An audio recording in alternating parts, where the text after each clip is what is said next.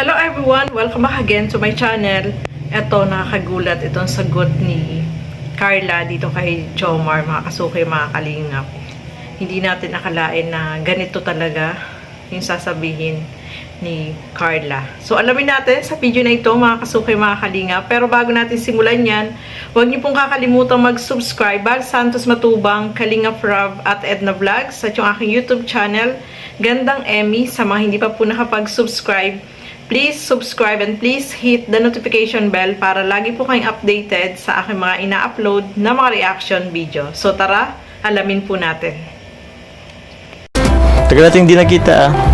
Kaya nga, ba't hindi ka po napunta nung birthday ni Dara? Ay, bakit? Hinanap mo ako? Ha? Hinanap mo ako? Bakit? Sa birthday daw ni Dara. Ay, wala Wala ako. Oo. Oh, hinanap ka niya. Grabe naman. Ay, ito lang. Dito na ako. Dito na ako. Bakit mo hinahanap doon? Ayaw sila mga papa mo. Wala. Kaya po. Naiya?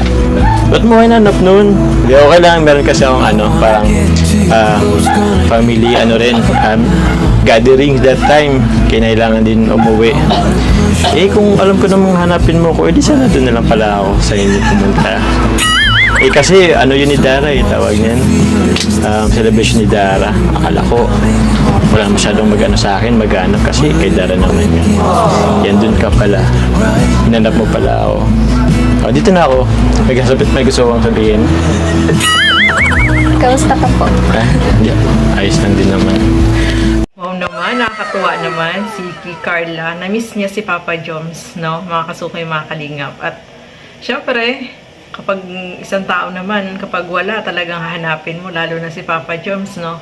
So, na-miss ni Carla. Syempre, na-miss niya si Jomar. Kaya, hinanap niya nung birthday ni Dara is wala po doon si Jomar, mga kasuki, mga kalingap. Kaya, syempre, kapag wala yung isang tao, mamimiss mo talaga, no? O, diba? Nako, ituloy pa po natin. Ganda nga po ng kulay. Parang ano? yung buhay ko naging makulay simula nung dumating. Grabe ka!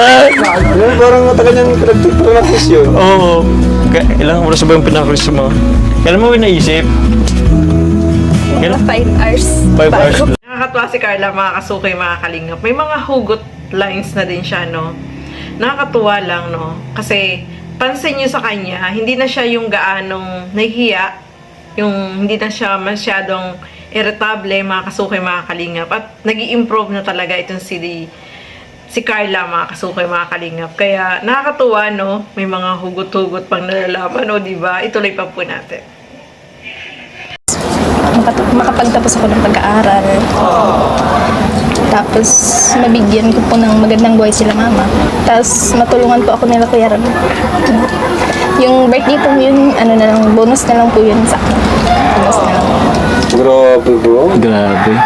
So mga kasukay, mga kalingap, malapit na po yung birthday ni Carla, no? Bakit pag yung pangalan ni Carla na kung natatagalan ako magbigkas, no? Si Carla po is sa January 23 is mag 18th birthday na siya, no? Siyempre, 18 is debut yun, mga kasukay, mga kalingap. At nakagulat lang ito yung mga sagot niya, no?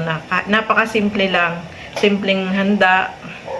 Kung ayaw niya na merong mga ganun, yung mga celebration na basta kasama niya lang yung family niya. Pero, syempre, ang gusto din naman ng mga ni Kalingap Rob, syempre, mga sponsor, is mapasaya din itong si Carla, no, mga kasuki. Kasi, dibo niya yun, 18 birthday niya yun, mga kasuki. At syempre, si Jomar is gusto niya rin na maging masaya, no? Kasi, yung 18 is one time lang yung mangyayari, no? Yung 18 celebration, no? Mga kasuki, mga kalingap. Kaya, sabi nga ni Carla, mapapabilib ka sa kanya. Yung birthday niya daw is bonus na lang yun para sa kanya, no? Diba?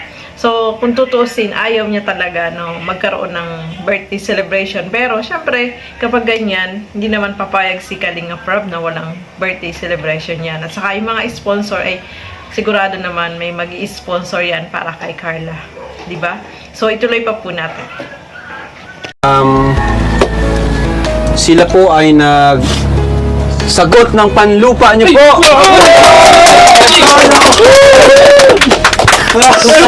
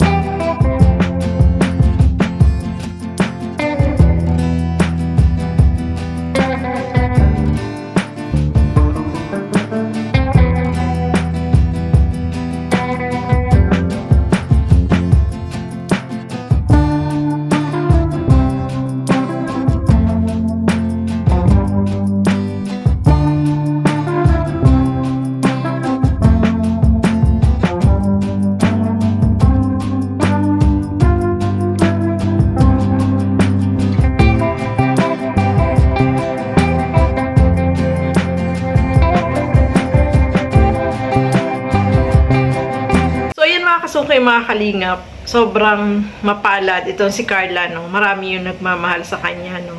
May sponsor na tumulong para magkaroon sila ng pambili ng lupa, mga kasukay, mga kalingap. Kaya congratulations sa family ni Carla, mga kasukay. Dahil magkakaroon na sila ng lupa at yung lupa na yun ay pagtatayuan ng kanilang bagong bahay. Napakasaya po nila, naiyak si nanay sa sobrang katuwaan dahil syempre hindi nila ini-expect, no, na magkakaroon sila. May mga mabubuting puso na magbibigay ng pambili ng lupa para sa kanila, di ba? So dahil yan kay Carla, mga kasukay, mga kalingap.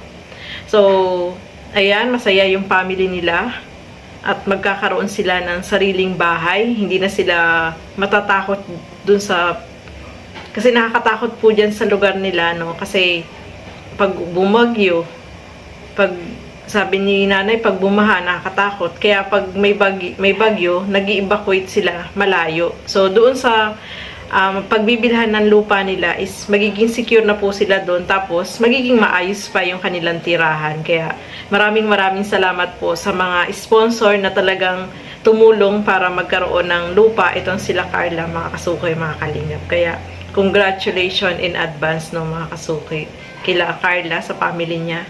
At alam natin na masayang-masaya po sila dahil makakaalis na sila dyan sa lugar na yan at magiging mas maayos yung kanilang magiging kalagayan dun sa magiging bagong bahay nila.